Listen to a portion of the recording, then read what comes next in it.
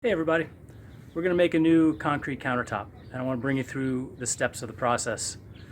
I bought a new form.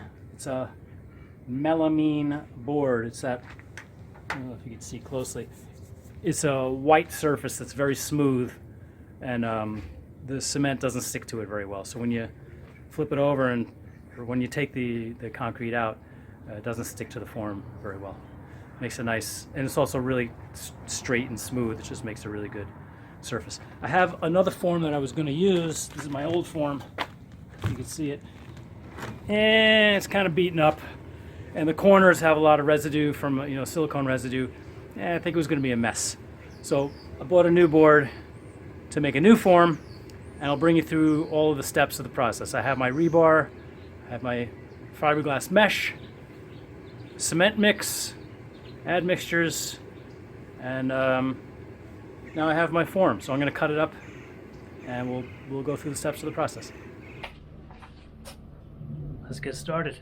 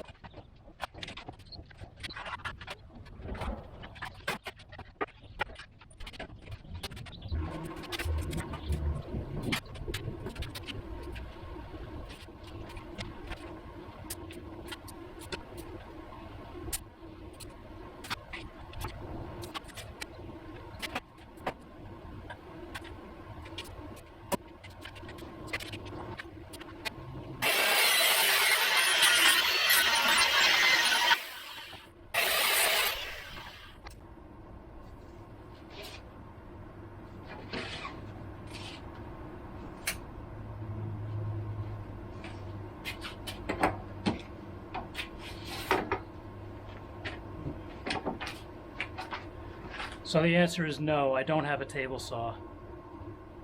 So I have to set up jigs like this. It worked out perfectly, 1.5 inches.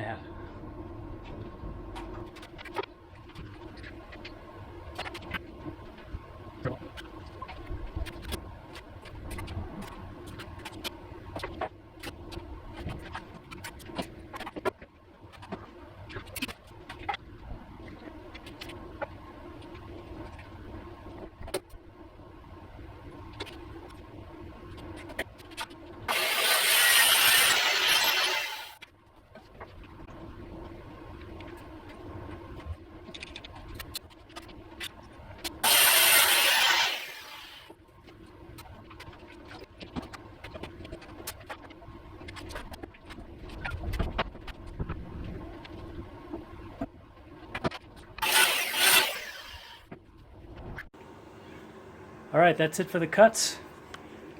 I cut out my main form, cut out the borders, 1.5 inch height. And no, I don't have a table saw. That's why you saw me using a jig and doing it the hard way. It would be nice to have all the right tools, but I'll use what I have. Anyway, next step is to drill it, countersink, and I'll show you what I do to prepare these things for squeeding so it's all smooth and nice. It's break time. I'm here with my neighbors and we got ice cream sandwiches. So this project is going to have to wait for this project. Just give me a minute.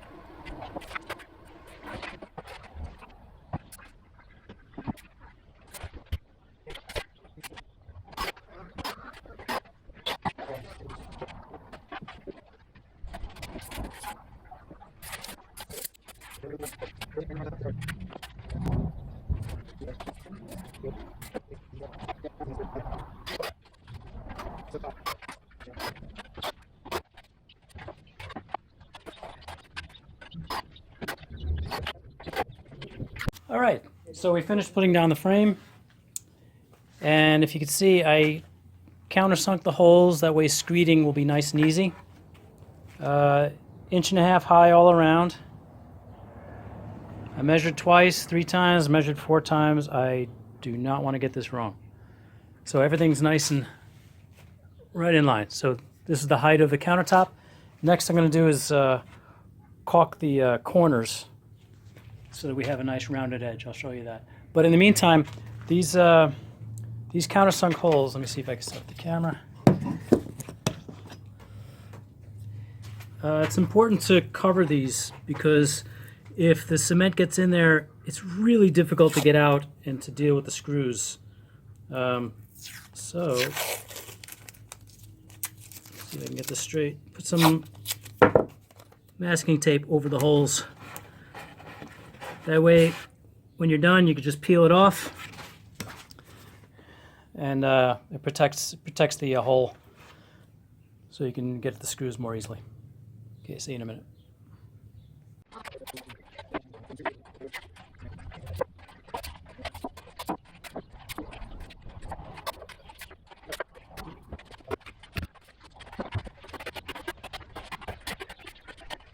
All right, for the corners, I want the corners to be bull-nosed and rounded.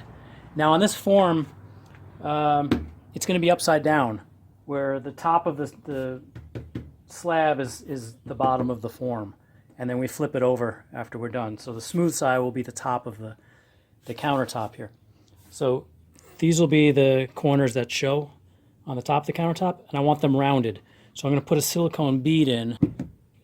So I want the caulk to go in this corner, and I want it to stick in the corner, but I don't want the silicone to stick on the outside, and a little later I'll show you why. So I got some motor oil, and I oil not inside the corner because I want the silicone to stick in the corner, but I don't want the residue to stick outside. So I put some oil just outside of the corner and wipe it with a rag.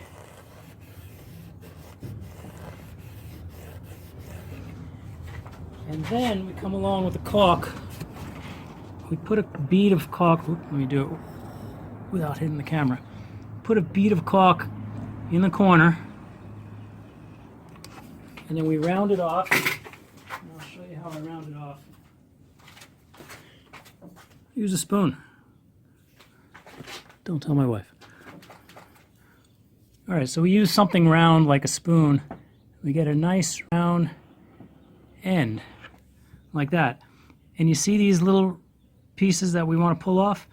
That's on the grease. So later when it dries, the main part of the bead will be nice and firm, but this little strip, it'll pull right off later. And so I'm going to do the rest. I'm going to do the rest of these corners, and we'll get back to it, in a few hours when it's all dried.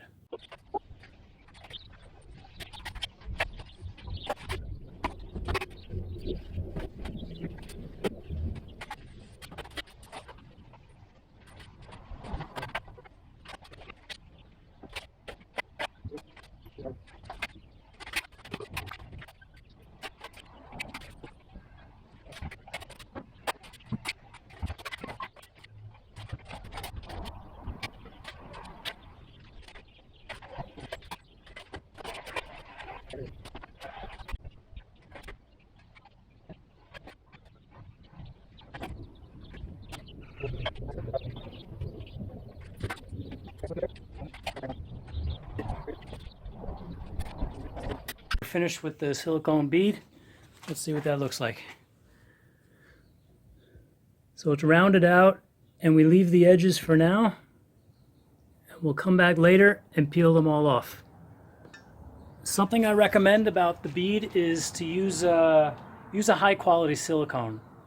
There are less expensive things you can use, like window caulking, but they stay gummy. And the good thing about silicone, the better quality, is that they don't harden, but they hold their shape. Once they're dry, they don't mush around or change shape at all, and they stick really well. So, go with the higher price silicone. It'll be a better bead for you. And that's it. Nice rounded edge. Oh, and by the way, I switched to a knife. I was using a spoon, but it was too broad, so I went with a butter knife, and it had a better curve. Yeah. And that's it all around. I also went from black to gray. Not very important, but that's the detail of my frame. Screw holes are taped off. Rounded edges all around. 1.5 high all around. And next we'll do, I'll show you we'll take off the excess silicone and we'll talk about reinforcement. So now it's the next morning and the silicone's dry and ready to be taken off. So let's go about removing it. And like I said, we put the main part down. I used a butter knife to smooth it out, and we have these outer pieces that we want to remove. And I greased the form a little bit, so it should just pop right off. Let's see if it does it.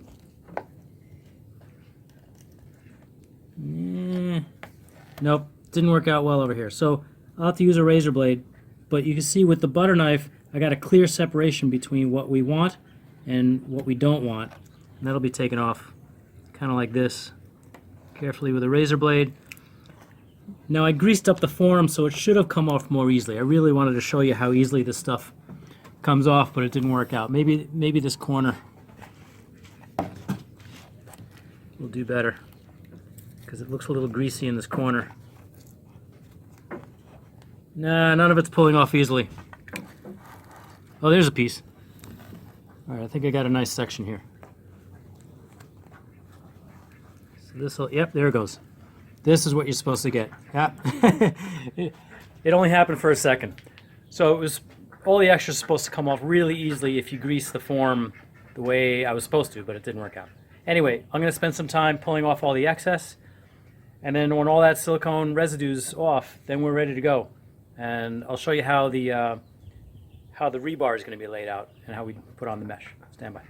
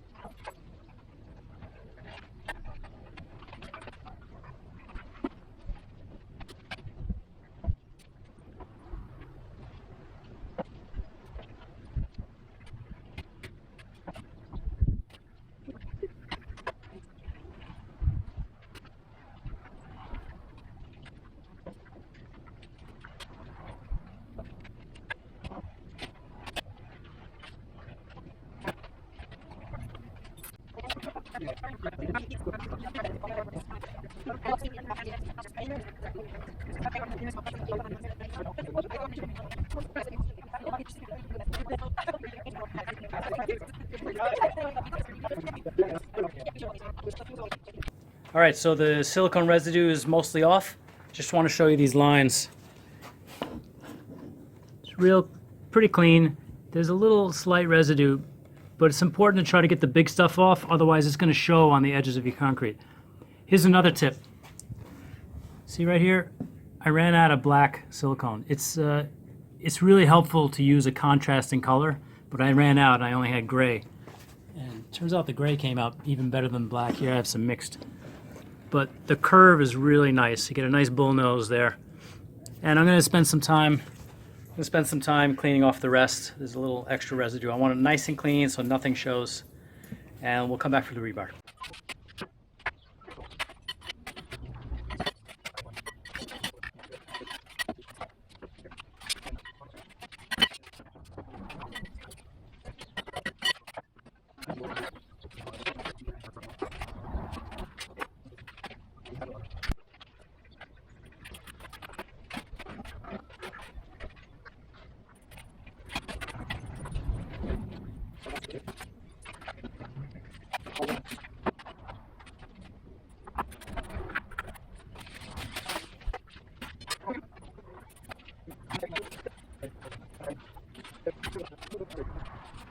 All right, I prepared all the rebar off camera. These are all the pieces. Some are going to go on the top. Sorry, we got ducks. They're having a great time. Yeah, sorry about the ducks. We have rebar. Some are going to go on the top, some on the bottom. I have the curved pieces I prepared off camera. And this is a good time to show you the cabinet that this is going on and to show you what I'm designing for. So let's do that. So this is the cabinet that the countertop is going on. And as you can see, I've been using it. I've just had a piece of plywood over the top. So the drawers are full. And the structure, this is open. It has a spine down the middle and it has these ribs. Then it has this cantilevered section for garbage and recycling is going to go underneath. So it's it's supported by wood, but it has some support. But I want the countertop to also do some work in case somebody were to jump on that and sit on the end. I want it to be completely supported. So the wood is good, but I want the countertop to have its own strength in case somebody jumps on that. And where it hits these drawers, these are kind of weak spots too. In case I walk up here to change a light bulb or stand on it, I don't want this giving way. So there are two features that need reinforcement. First, this cantilevered section. And let's see if you can, I don't know if you can see it. You see how it's open in the bottom. And so if someone were to sit on the end of this thing, that's a lot of weight. So I want the countertop to have strength. So right here, the countertop is going to bend, in that direction. So I need the top to be reinforced. That's going to be the tension side of the beam. And for these drawers, it's the opposite. It'll go in this direction, so I need it reinforced in the bottom. And in the middle, it doesn't need anything. This is fully supported in the middle and on the ribs. It's just these two spots. So let's go over the bending forces that we're reinforcing in this countertop and discuss where we place the rebar and why we place it there and what we're looking to reinforce. Okay, I want to talk about bending and what happens to a beam when it's subjected to a bending moment. So I made up this piece of PVC pipe to demonstrate. I cut slots in the top and bottom. I left the middle alone. That way it just flexes freely and very easily. So if I put, I have 2 screws in this board. So if I put the beam in between the 2 screws, even its own weight just lets it fall. But if I put a little load on it, a railroad spike, you can see the beam just, it holds it, but it bends very easily. So I want to show you what happens to a beam when it bends. These slots let us see. So if it bends in this direction, you see the bottom pieces open up. They open up and the top closes. So the top compresses and the bottom stretches. What's happening is the top gets, it's under compression. The compression side gets shorter and shortens in length, where the tension side gets longer and stretches. Where the middle is just the neutral axis, it just flexes and it doesn't change length. So when we reinforce a beam, we can reinforce the compression side if we need to, or the tension side. And in the case of concrete's really strong in compression. It doesn't need a lot of help under light loads. But under tension, it cracks really easily. So for concrete, the reinforcement is usually just for the tension side. So what I mean is, for the tension side, if a beam is bending in this direction, the bottom is the tension side. So we want to resist that tendency to stretch and put in something there that either will absorb the stretching or won't stretch at all, because the concrete's just going to crack. So we want something else to take the load. In the case of concrete, rebar does that. So if you have enough rebar, it won't stretch enough to crack. But a lot of beams are designed to crack. It's assuming, okay, it's going to crack, now what? So you put steel in there, so the steel takes the tension load.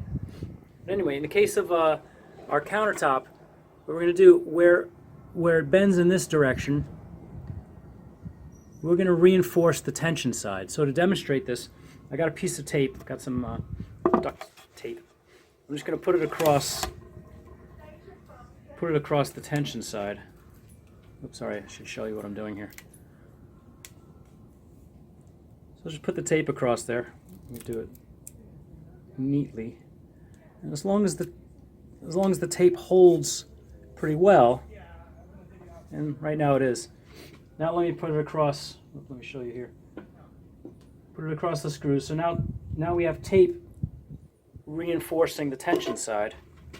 If I put the load on there, now it's not moving. I could put a little more on. You can see it moving, but the tape is what's holding the load right now. The beam itself with the cuts won't hold that load, but it's just the tape alone resisting that tension, resisting the tendency to stretch. That's what's holding this. And so that's what we do in the concrete. We put some rebar in the tension side. Now I say the tension side, it's not always the bottom, because in my case I have this cantilever thing. So in that case, the tension's in the top. With rebar has ridges on it, and when the rebar is embedded in the concrete, those ridges hold so that when it's under tension, it can't pull out. It's stuck in there, and the whole length of it is resisting any kind of pull out. And it's the ridges in the rebar that holds it into the concrete. So with the tape on the bottom, we have it designed to take this kind of load. So if it bends in this direction, the upward direction, it's reinforced for tension on the bottom. So in this direction it works. But say if we were to turn the beam upside down, where the tape is on the top, we have the top reinforced. Now it doesn't work. It doesn't work because we have it designed for this load in this direction with the tension side on the bottom. When we flipped it over, the tension side on the bottom was not reinforced, and tape is not very good in compression. And so the placement of the rebar is important because it has to be on the tension side of wherever it's bending to resist the cracking. Let's go over the rebar placement. As we saw on the cabinet, on the top, which on this form it's the bottom because we're going to be flipping it, so the top of the countertop is where we want protection from that cantilevered section. So I marked where that's going to be, where, if this is the aisle and that's the wall, the line's right about here. But I want to design it so that I don't have to keep track of which side is which. I'm going to make it symmetric so it'll be strong here and strong over there. That way I don't have to keep track, and what if I mess up this side? I don't want this showing. Put the messed up side against the wall. Leave options for that. So let's place the rebar. I already made this up. This is, I curved this. So this will be on the bottom of the form, but at the top of the countertop.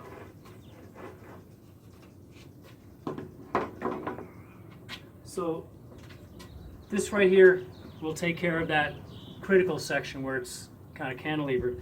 The rest is the edge, and I curved it around so it keeps the edge intact. Now, I have a bunch of smaller pieces. I marked it out, so this is the line that'll have the maximum bending moment. So I'll put a few pieces across like this. And it has to bear in enough so that if it pulls out from this spot, which could happen, it needs to bear, have enough bearing length so it doesn't pull out totally. These ridges will keep it in. So I'll put a few here, and then a couple on the other side. So 1, 2, 3, 4 pieces and 5 pieces on that side. That'll help the critical zone. So that's the top of the countertop, or the bottom of the form. Now, as I build it up, by the way, there's going to be mesh underneath it all. So it's the surface, then mesh, and then the rebar right on top of the mesh, and then a lot more concrete, and then another layer of rebar, and I'll show you that. This is one layer. Then as we build it up, if you remember those drawer voids need to be protected, and that's the bottom of the countertop. But in this case, it's the top of the form. So that's just on the edge. Like the middle spine is totally supported, and it has the ribs. So really, it's the ends where it dips like this. So I'm going to have continuous pieces running along, and this will go in last, almost last. But it'll be the bottom of the countertop, top of the form, bottom of the countertop. And like this. I would have done whole single pieces, but I didn't have any long enough, so they're going to overlap like that. So that'll be the bottom of the countertop, and then on top of that will be the last layer of fiberglass mesh. So it'll be like a mesh sandwich. Mesh on the outside, mesh, rebar, concrete, rebar, and then mesh on the very outside. And that should take care of everything. I also want to make sure this form is straight and plain. Especially once the cement goes in, it's going to be heavy and it might bow. I'm using sawhorses, so it might bow in the middle. But even as it is, here, check this out. If you look down the line, that's not straight. Even just as it is, it's bowed. So what I'm going to do, I have these 2x4s. I'm going to turn them on end and screw them in along the way as beams to get this thing straight and plain before I do anything, because today we're going to pour the cement.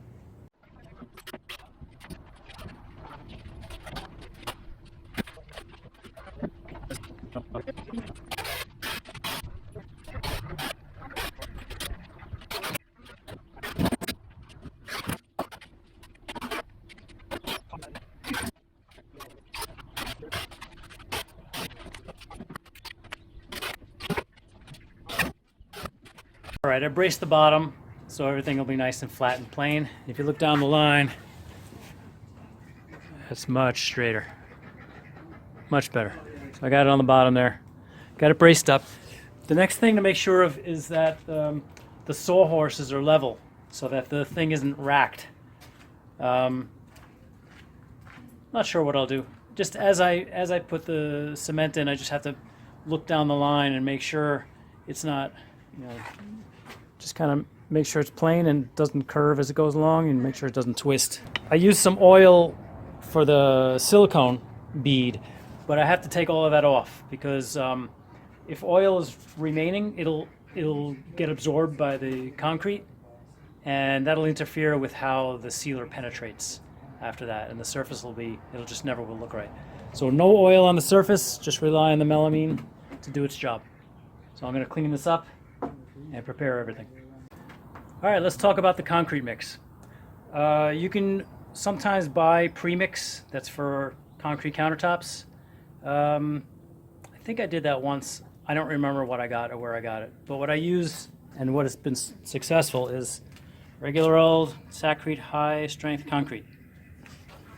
I use it was recommended. A friend of mine also does a bunch of concrete countertop work, and he recommended the higher strength, the 5,000 psi.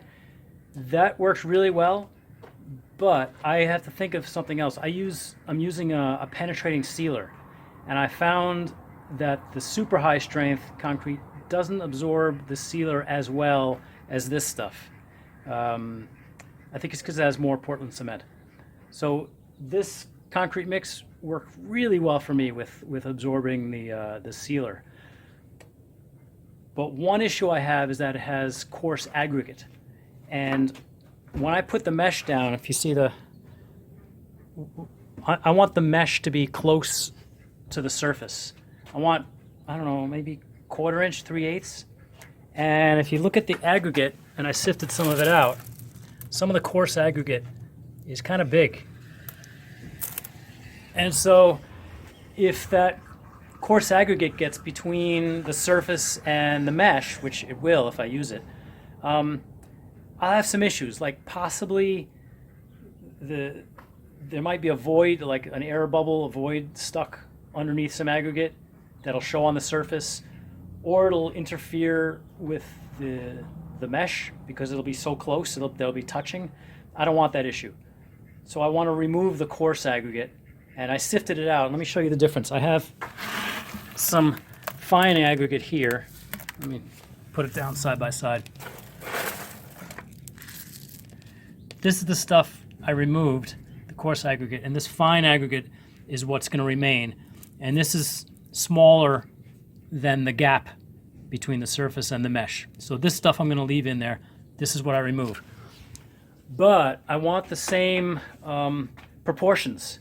So if I remove aggregate, that's removing, removing a piece of the proportions. It's also removing some porosity. When it comes to the penetrating sealer, I want it to absorb. Water needs to absorb, the sealer has to absorb, and removing some aggregate messes with that proportion. So whatever coarse aggregate I remove, I'm going to return the same volume of fine aggregate. That way I don't mess with the proportions. I'm only messing with the size of the aggregate. So I just sifted the aggregate out of the cement mix. This is going to be the first layer, but I also want to do enough to get the last layer. Those are the two mesh layers. So I sifted most of the large aggregate out. This also includes some fine aggregate. So I'm going to sift it a second time to separate the fines from the coarse, and I'm going to put the fines back in there because that's good enough. And again, I'm going to do enough to do both layers and put some aside. I want to have everything ready to go because once the water hits the mix, you can't wait. The clock starts. So I want to have everything ready.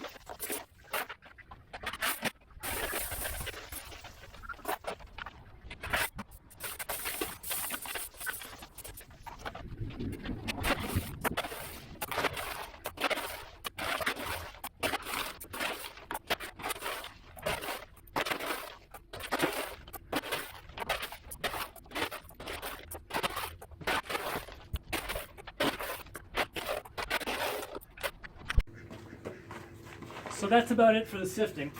I got the coarse aggregate here and the fine aggregate here. This volume of coarse aggregate that I removed, I'm gonna put back an equal volume of fine aggregate. And I have some other fine aggregate I'm going to use, so I'm going to do a replacement, and that'll even up the ratio, the mix ratio. So this goes back in, and an equal volume of the coarse goes back in fines.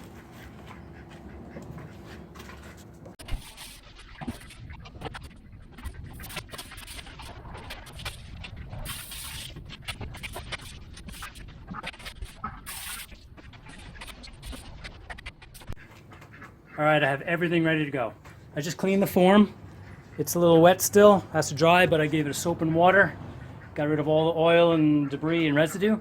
I have my fiberglass mesh for top and bottom. All my rebar is ready.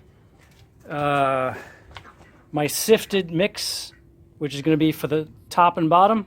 So I have enough for the first layer, and then I set aside a second batch, and that'll be the top layer with all the other stuff in between. And then I have my pre-mixed stuff ready to go for the other sections. Got my hose over there, water supply. I have my vibrating implements. Let me show you this thing. So I'm using a palm sander for most of the edges. This does kind of a fine vibrating job, so I'll use it along the edges. But for the main bulk of the table, say hello to my little friend. It's a Sawzall with the blade taken out. It gives a really nice vibration, and I'll show you how well it works. I'll show you that in a little while.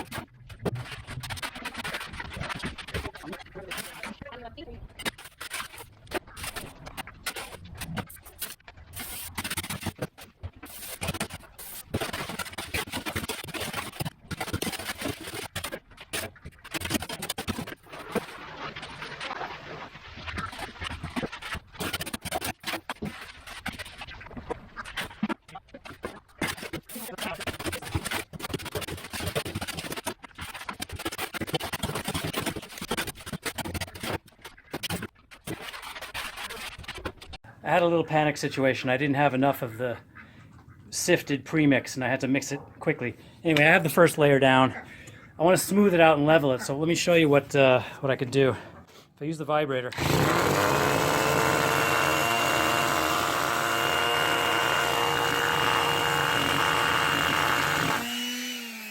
Just put it underneath.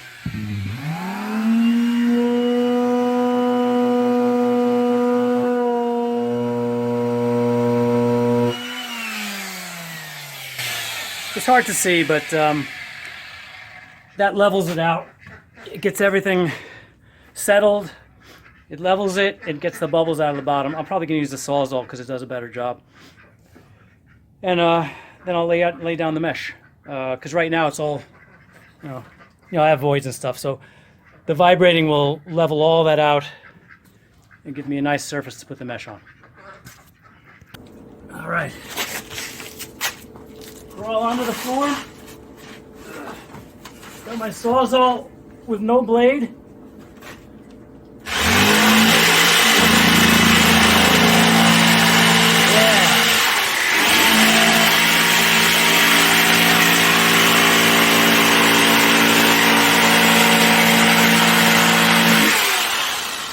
Vibrate away.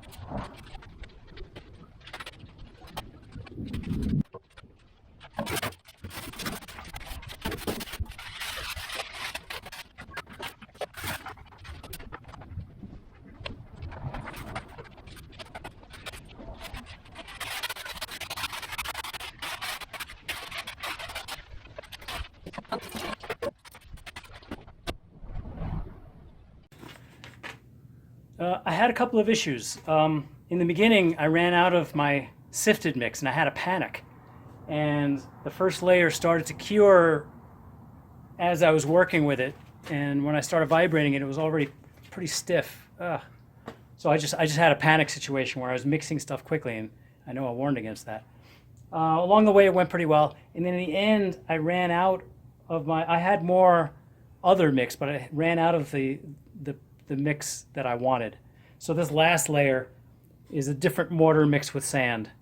It'll work. It's just the last eighth of an inch. It'll be fine, but it's not what I wanted. And with the panic, I'm worried that I didn't get all of the voids out, because it started to harden on the very surface, on the very first layer I put down. We'll see. That could be bad. Not much I can do now. I guess I'll give it a final vibration and come back and trowel the top.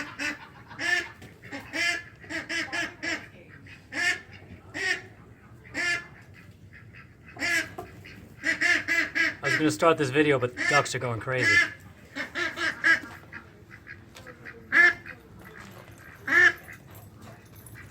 And the dog. This is a noisy time to make a video. Anyway, let me show you what's going on. If you can hear me past the ruckus.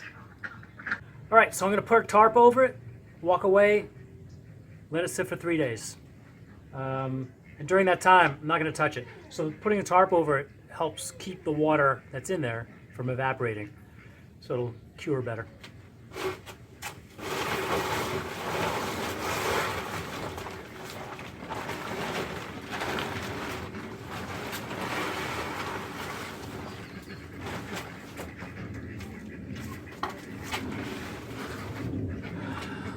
So that's it. Gonna come back in 3 days and see what we have. Well, it's time for the unveiling. 3 days have passed and that's been under there curing, and we're gonna see what we have. And I'm a little bit worried about what we're gonna find, because I had some major issues while we were mixing and prepping. And I guess we'll see. Give me a few minutes.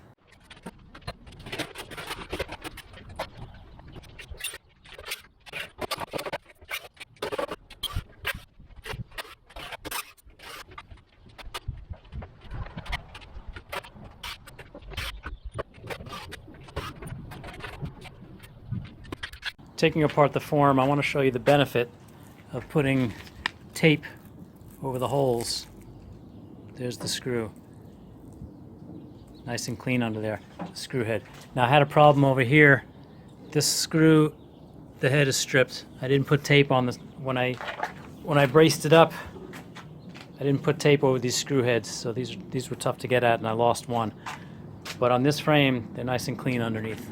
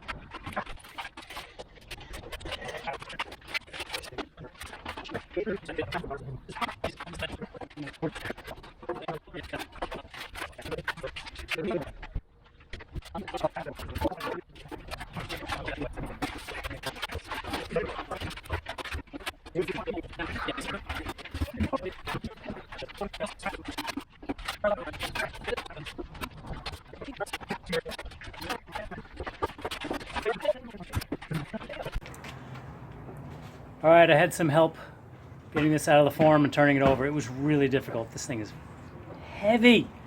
Anyway, so looking at the surface, it looks good from a distance, but up close, there's some voids and pock marks. They're really small. You know, all over. I got little spots here and there. So what I'm going to do is I'm going to sand it because that'll expose more of the little voids, and I'll show you how I fill them. Oh, I should also explain a little bit more about why I'm sanding it. The surface that comes straight off the melamine board is really smooth, and it's great. So if there weren't, if there weren't voids, I could just, there's nothing more to do except perhaps get out the edges of the bull nose, just some rough spots here and there. That's all you need to sand out. But I have these voids, and they show up more like this if you sand the surface. But also, I don't know if you could see it. Right here I sanded a spot. This is unsanded, this is sanded. This is just a slight bit rougher texture, whereas not sanded is like glass smooth. I want the very slight rough texture. It's really hard to see, but it's a subtle detail, and I'd prefer that. And that's probably the main reason I'm sanding it, just a little of the surface to expose just a bit of the sand aggregate. And so it's just a preference of mine.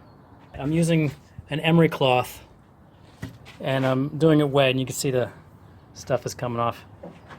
And it's not going to take too much longer. I've exposed some of the voids, and you can see there are lots of them.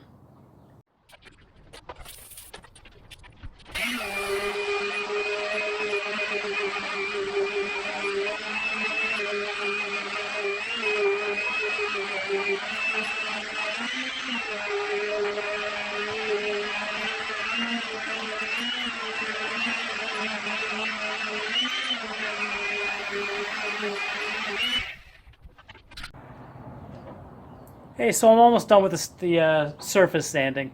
You see where I've done a lot, it's grainy, and you can see the sand aggregate. Where I haven't done much right here, it's more glassy and smooth. And this is what I'm going for, where you can see the sand aggregate, except I'm going to fill in the little voids. And then I'm going to go around the edges.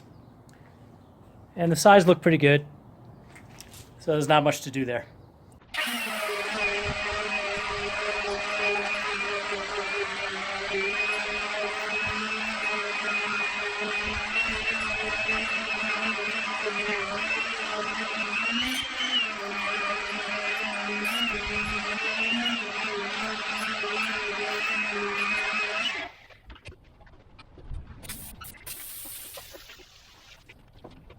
All right, I'm done with the sanding, and that took about an hour and a half. It was quite a while, but it came out great. Look at the surface, you can see the sand aggregate. It's a really nice kind of finish. Again, we have to go over these voids, but I got a couple of little blemish here, but that's about it. Like, these corners are nice and round. It just looks great. Yeah, you can see the surface. You can see the aggregate through the surface, the sand and all the different colors. All my edges and corners look really nice. So yeah, this came out really great. I'm very happy. Not 100% happy. 100% would be if I didn't have those little voids in the top. But we're gonna use, I got this Top and Bond concrete patcher. The reason I use that, there are other patchers that I think are acrylic based, but this is water based. Just add water and mix, and the penetrating sealer will penetrate this stuff as well. So I'm going to skim it across the surface. I saw a guy once, he sifted out some of the grains, like it's sand in there, and he sifted out some of the coarse stuff using like a screen mesh. I'm not going to do that because I'm going to use a rag to apply it. I've seen it done with a trowel, you know, or a knife blade. That works really well. I'm going to use a rag, get it in there. I don't care if it's perfectly flat. I think that's the reason why I don't mind using a rag. There's so much of this surface that's smooth that the divots are really, really tiny. So if it's not perfectly flat, it's it's not tragic. These are really small voids, just tiny. Just want to fill them up so that that's not an issue in the kitchen with food getting in there.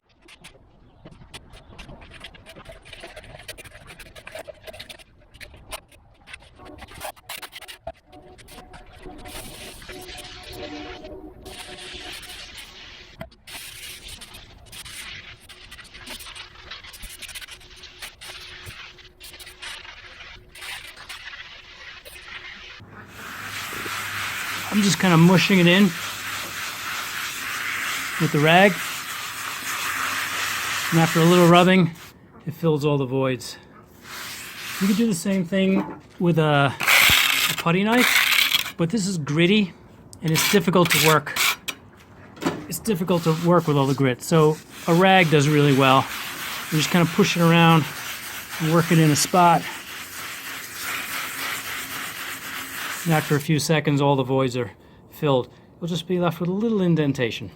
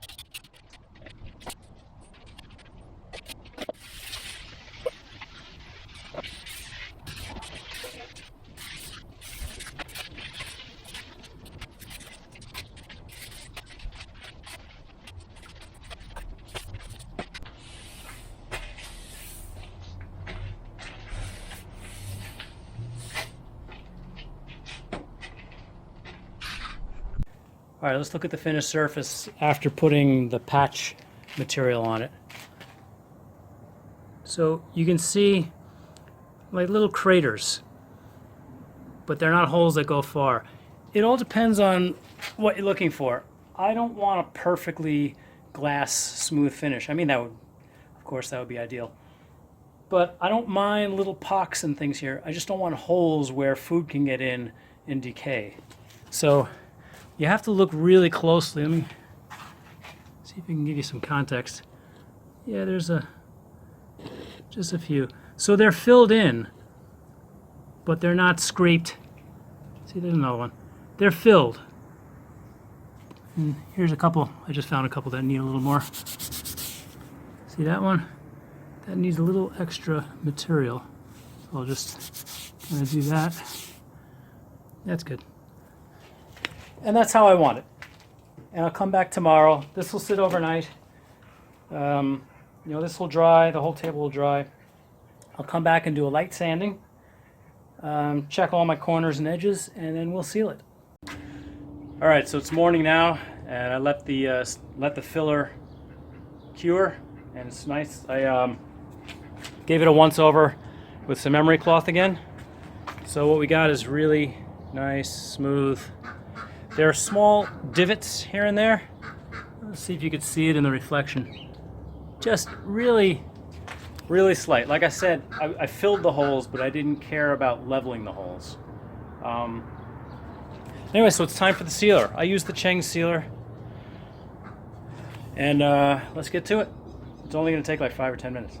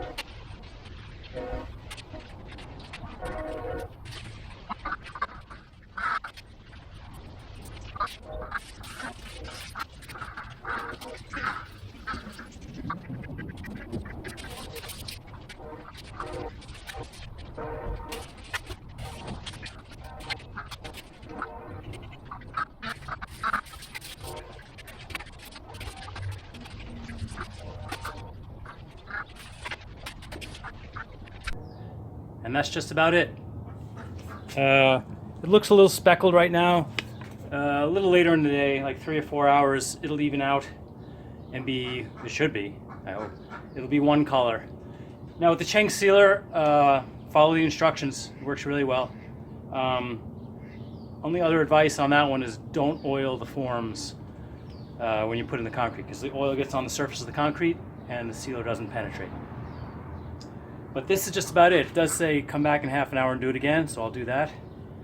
And then we'll bring it inside. I'm gonna wait a day and let it dry outside, but yeah, here's the surface. It's darker than it would have been, you know, so it looks like it's wet, but it's the sealer. My little divots here and there, they're really slight. See if we can skim across. My corners look real good. My edges, see if I can get out of the shadows.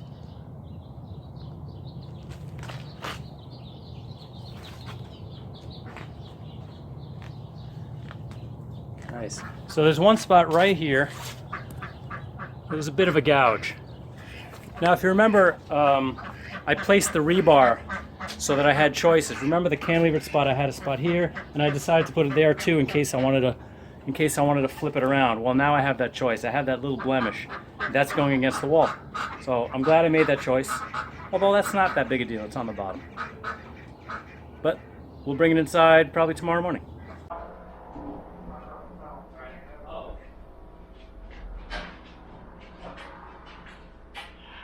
I can't for a very short period of time.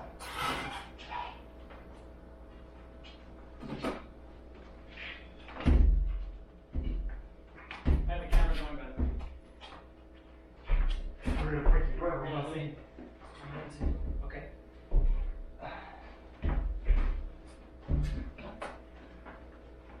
Let me reset it again. Okay. What's that handle? Yeah. All right, go past it and we'll put it on top.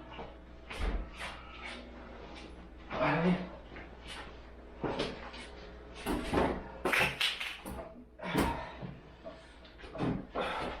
right, which side did you say? This side of the wall. Okay. Okay, now. Okay, right there, now let's slide it.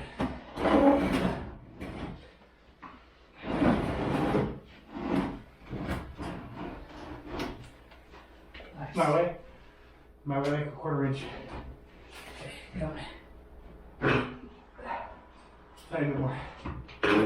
Yep. Alright. Now from here I can make small adjustments. Yeah, I can do it. Alright.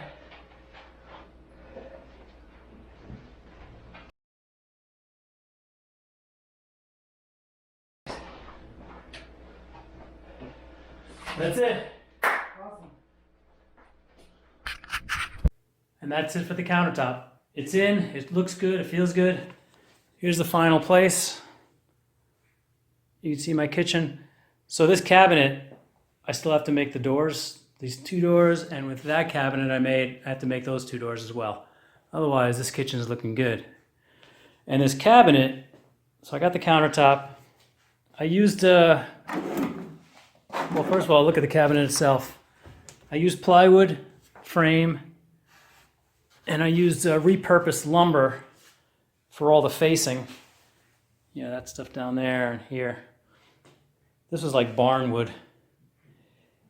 And these handles, that's a, let's see, that's a bicycle part. It's a spacer for, it's an adapter for a disc brake. I use these for the handles all over. Here's the other side that's finished. And for the doors, I used steel plate, and I rusted it and sealed it with polyurethane. And then inside, I have space inside and the drawers. So that's the whole thing. And this is the countertop I made a few years ago. Came out really well. So this is a lot darker than the new one. And I'm wondering if this darkened over time. I don't recall exactly what color it was, but you can't see with the glare, but the new one's a little lighter. So thanks for watching the video. This was fun. It was fun to make. I hope it was fun to watch.